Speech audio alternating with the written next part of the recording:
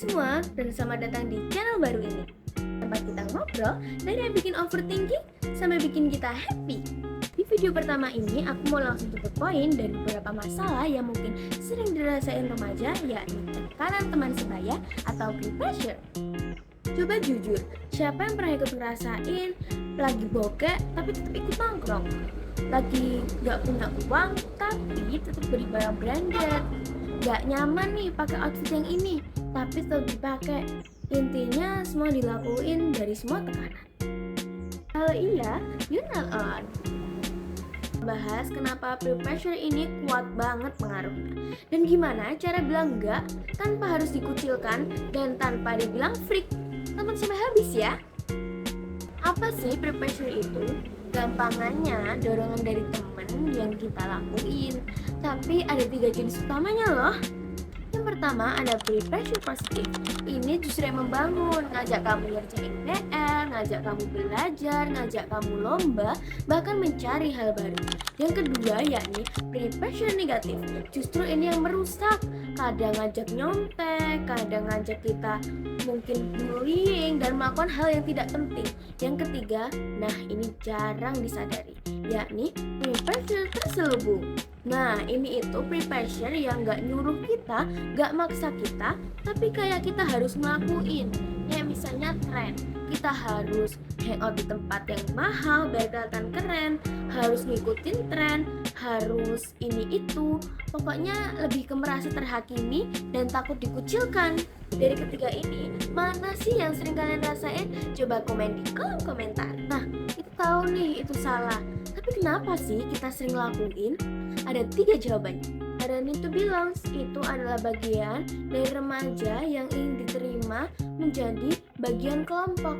Jadi dia lebih memilih untuk sama dengan kelompoknya daripada memikirkan dirinya sendiri. Yang kedua yakni krisis identitas, di mana dia merasa bahwa dia mengikuti orang lain, dia merasa oh ini aku, ini identitasku. Padahal identitas dibentuk dengan waktu, bukan hanya melihat orang dan mengikutinya. Yang ketiga ada takut konflik, di mana dia lebih memilih bilang iya daripada bilang enggak, karena bilang enggak itu butuh keberanian dan dia takut kalau dicibir atau diomongkan gimana-gimana karena dia berbeda. Padahal kepalsuan itu lebih bahaya dan lebih bikin kita gak nyaman dari sebuah kelompok. Oke, sekarang ada yang paling penting.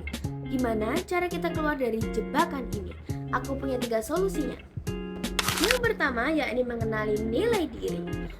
Ini bakal bikin kamu memilah dan memilih. Coba kamu pikir apa yang bikin kamu prioritasin, kayak agama, keluarga, kesehatan, atau teman.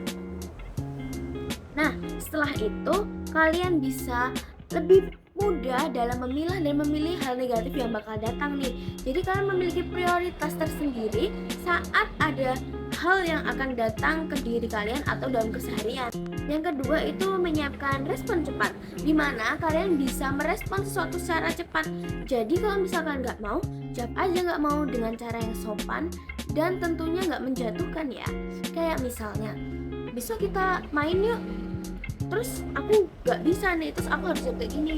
Mungkin besok kita tuh punya jadwal sendiri, misal kayak buat me time sama keluarga. Kita bisa jawab kayak nggak bisa nih, sorry ya, lain-lain aja. Sebenarnya aku pengen banget sih main, tapi karena aku ada acara keluarga jadi nggak bisa. Tapi sebenarnya tuh kita memiliki rasa keinginan untuk tetap bersama mereka. Jadi kita tuh menyatakan kejujuran, bukan kayak yang palsu atau yang mengada-ada, itu enggak ya. Yang ketiga yakni mencari pertemanan yang sehat, dimana kalian tuh bisa memilah dan memilih gimana sih teman yang cocok sama kalian, sama keseharian kalian, sama kegiatan kalian, dan lain sebagainya. Nah ingat ya, kalau kalian tuh lebih berharga dari validasi seseorang. Jadi kalau orang itu memvalidasi kalian atau mengucapkan opininya, itu hanya opini mereka, bukan opini keseluruhannya. Dan apabila banyak orang yang mungkin mengatakan kalau kalian ini, kalian itu, kalian bisa menerima opini mereka, tapi kalian juga harus berpikir apakah opininya benar, apakah opininya itu cocok, relevan sama kita. Kalau emang opininya itu membangun kita lebih baik, tidak apa. Tapi kalau untuk menjatuhkan kita, mending dihindari. Jadi semua opini, semua pendapat itu bukanlah cuman kayak perkataan yang tidak sengaja lewat aja, tapi itu mungkin bisa menjadi pembelajaran buat kita. Itu dia obrolan pertama kita soal peer pressure. Aku harap kalian lebih berani memilih keinginan kalian sendiri dibanding hanya ikut-ikut yang lain tapi tidak membuat kalian nyaman. Selanjutnya, kalau kalian memiliki seperti pengalaman mengenai peer pressure, kalian bisa komen di kolom komentar, dan komentar kalian bisa membantu teman-teman yang lain loh. Nah, kalau kalian suka dengan video ini, bisa like dan subscribe ke channel ini dan nyalakan notifikasinya agar tidak ketinggalan di video selanjutnya. And stay tuned to yourself. Peace out.